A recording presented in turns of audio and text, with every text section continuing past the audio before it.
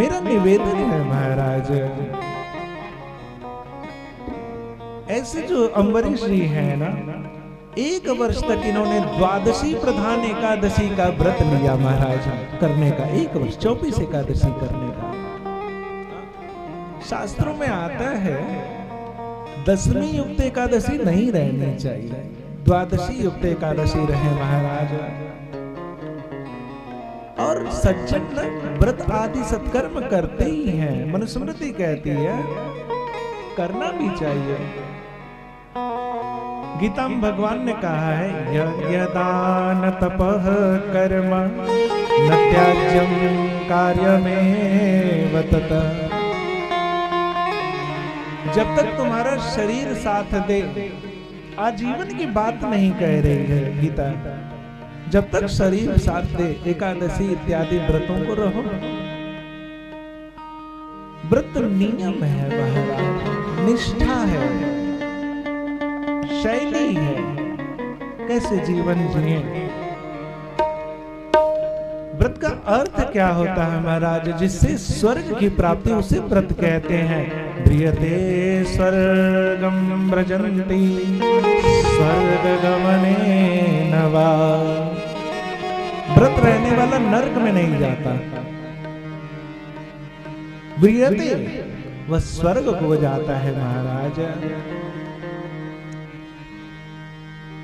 व्रत रहना चाहिए, व्रत से भगवत प्राप्ति होती है। ऋग्वेद में आया है ब्राह्मण व्रतचारिणः। भगवान के वो जानने की इच्छा रखने वाले को व्रत जरूर रहना चाहिए। जिसके जीवन में व्रत नहीं है उसके जीवन में संयम नहीं है। और व्रत केवल उत्सव तिथि नहीं है साहब, व्रत नियम अनुशासन, माता पिता की सेवा का व्रत होना चाहिए ना,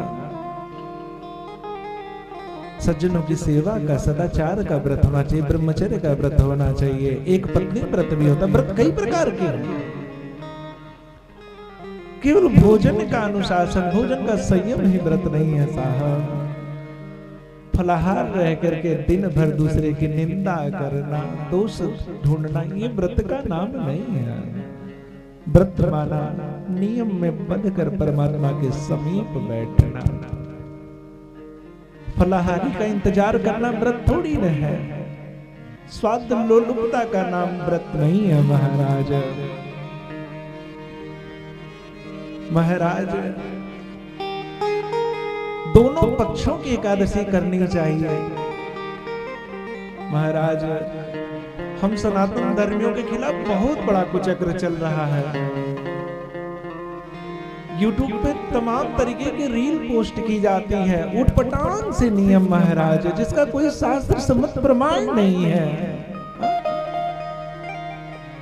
एक रील मैंने देखी तो मुझे किसी यजमान ने भेजा, शिष्य ने, गुरुजी देखिए क्या कह रहे हैं। ये कह रहे हैं कि महीने में एक ही एकादशी रहनी चाहिए।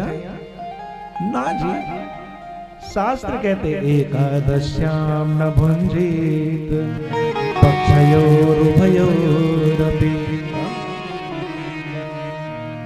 उभय पक्ष की बात आ रही है, कृष्ण पक्ष और शुक्ल पक्ष दोनों में व्रत रहना चाहिए। YouTube की चर्चा में मत चलो। हर त्योहार को 2 दिन बता रहे हैं YouTube वाले जी। तुम YouTube जिहाद के चक्कर में मत पड़ो, मेरा विशेष निवेदन आग्रह है तुमसे। काल गणना के लिए तुम्हारे क्षेत्र का पंचांग होना आवश्यक है। बड़े बड़े महात्मा जन महाराज जो उनके आश्रमों से प्रकाशित पंचांग हैं, उनके अनुसार व्रत का निर्णय दे देते हैं, पर ऐसा नहीं है। काशी के हो तो काशी का पंचांग चलेगा, वहां पे सूरत में रह रहे हो तो सूरत का पंचांग चलेगा। निर्णय देश काल वातावरण के प्रभाव से दिया जाएगा, काल गणना के विभाग से दिया जाएगा। YouTube पे आ जाएगा 10 तारीख को एकादशी, 11 को रहेगा तो तुम 10 को रहोगे। YouTube जिहाद के चक्कर में मत पड़ो, माना वही जाएगा जिसका लिखित प्रमाण हो। जो भी विद्वान बन रहा है वो अपने डोमेन के लिए, अपने परिक्षेत्र के लिए वह काल गणना है महाराज। जरूरी नहीं हर काल गणना एक समान रहे। कई जगह के तो पंचांग भी अलग है। बांग्ला वर्ष कब शुरू होता है, गुजराती वर्ष कब शुरू होता है, सिंधी वर्ष कब शुरू होता है।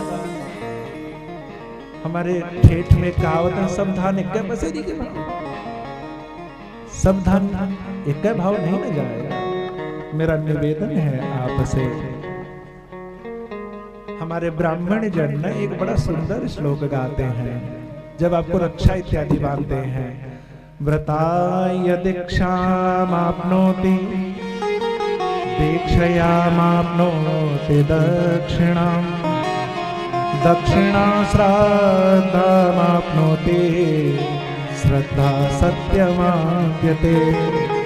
यजुर्वेद में आया है जब आप व्रत रहते हैं ना तब आपको दीक्षा की प्राप्ति होती है। दीक्षा माने होता उत्तम योग्यता की प्राप्ति, व्रत माना नियम।